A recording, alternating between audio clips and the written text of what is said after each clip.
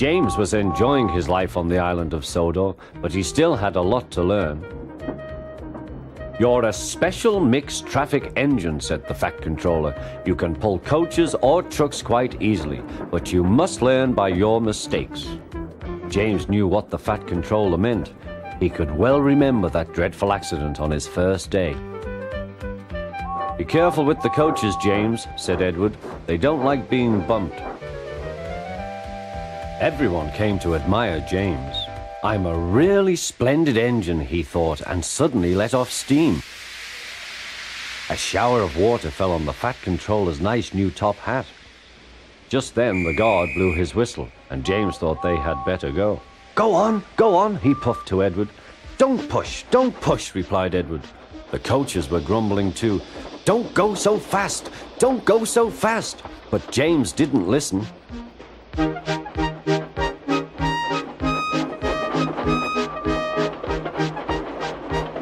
When at last they stopped at the next station, 2 coaches were beyond the platform. They had to go back to let the passengers out. But no one seemed to know about the Fat Controller's top hat, though James felt happier. Presently they came to the station where Thomas was waiting with his 2 coaches. "Hello, James," said Thomas. "Feeling better?" "That's right." "Oh, that's my guard's whistle. I must go. I don't know what the Fat Controller would do without me to run this branch line," and he puffed off importantly. Edward and James passed the field where James had had his accident. The fence was mended and the cows were back again.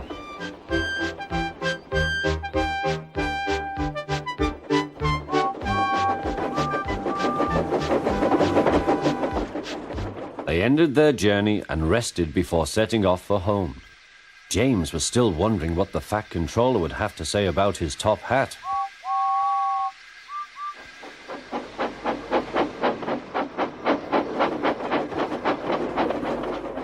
Next morning, the Fat Controller spoke severely to him.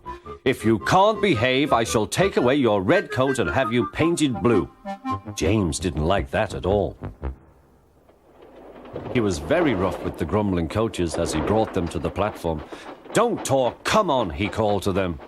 "Gordon never has to fetch his own coaches," he thought to himself, "and he's only painted blue." To make James even more cross, this time no one came near him. "I'll show them," he thought. "They think Gordon is the only engine who can pull coaches."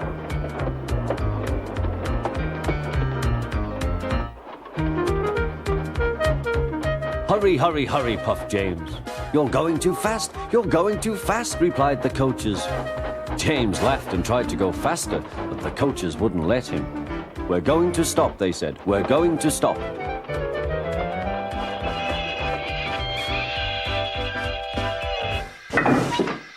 "What's the matter?" James asked his driver.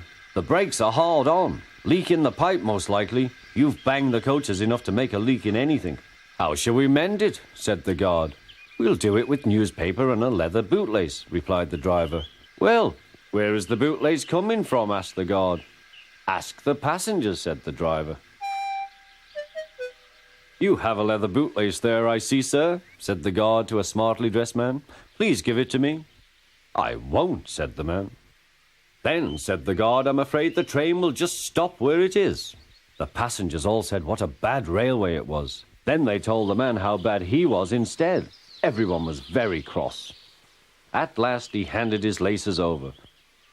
The driver tied a pad of newspaper tightly round the hole in the brake pipe, and James was able to pull the train.